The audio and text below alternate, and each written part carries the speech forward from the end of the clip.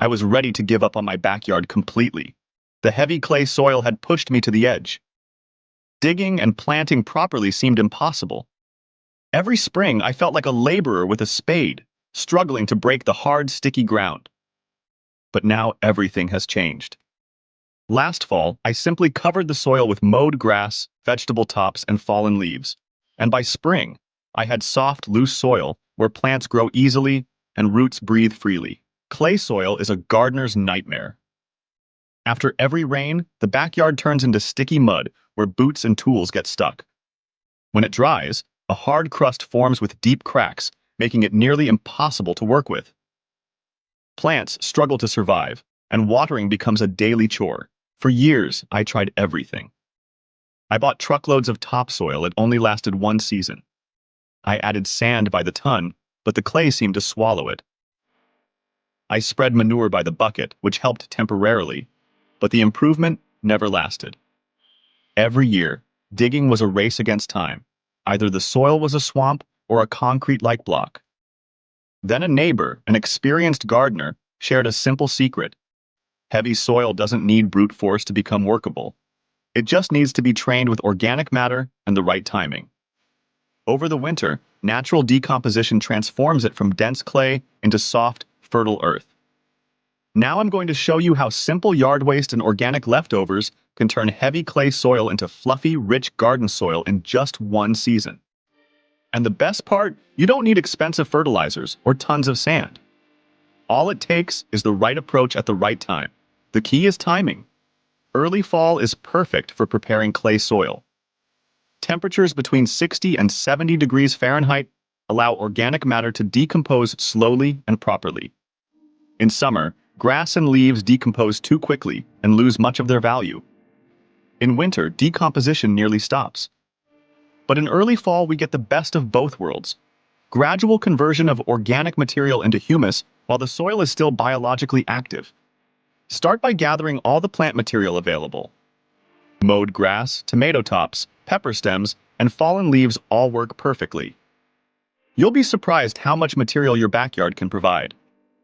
For example, one 10 by 10 foot vegetable bed can yield enough plant material to cover 100 square feet of soil with a 4-inch layer. Combine it with fallen leaves and other yard waste, and you'll have more than enough for your garden. Laying this organic material over clay soil does more than just feed the soil. It protects the soil from freezing, keeps it moist, and allows beneficial microorganisms to continue their work even when temperatures drop slightly below freezing. By spring, the upper layer becomes soft and dark, ready for planting. If you delay this process until late fall, the effect is reduced by half because cold stops decomposition at a critical stage. Now, let's address some common concerns gardeners have. Some people worry that using fresh grass attracts slugs. There's some truth to that, but here's the nuance. Slugs are more attracted to wet, fresh layers. If you let the grass wilt for a few hours after mowing, it loses excess moisture but retains nutrients. In my experience, slugs are far less of a problem under slightly wilted grass or straw. Others think they need tons of material. For a 100 square foot area, you only need about 20 to 25 pounds of fresh grass. Over 2 weeks of mowing, most backyards can produce enough material. Add vegetable tops and fallen leaves, and you'll have a surplus. Some claim clay soil cannot improve without sand. Experience shows the opposite. Organic matter works slower than sand, but its effects last for years, while sand washes away in a few seasons. Invest once, and your soil continues improving naturally. Another concern is acidity. Fresh grass can slightly lower soil pH. The solution is simple.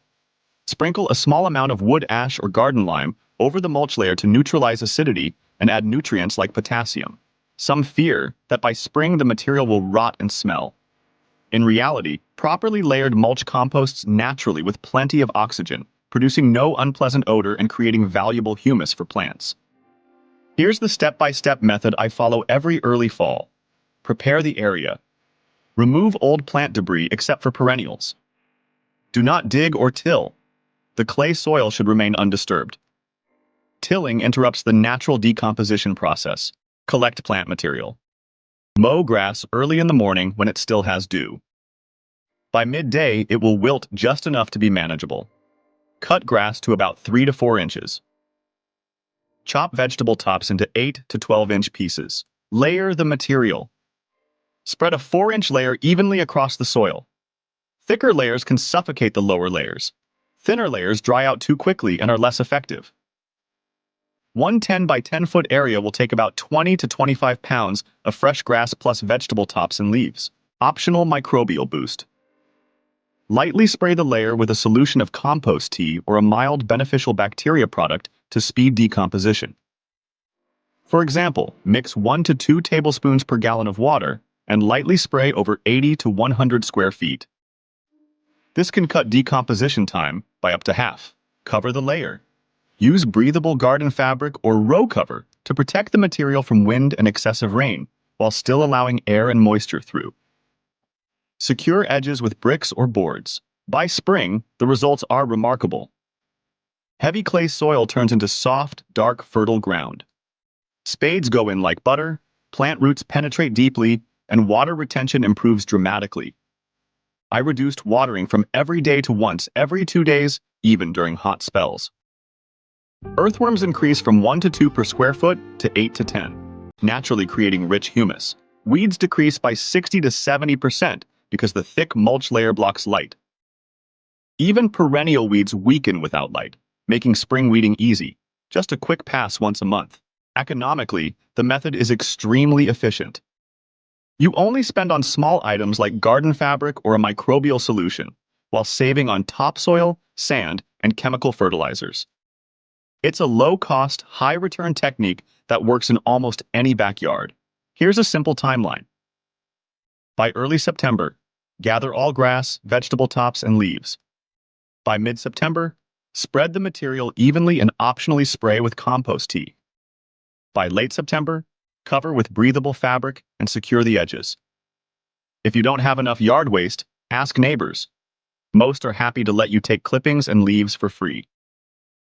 Start with one bed or one small area.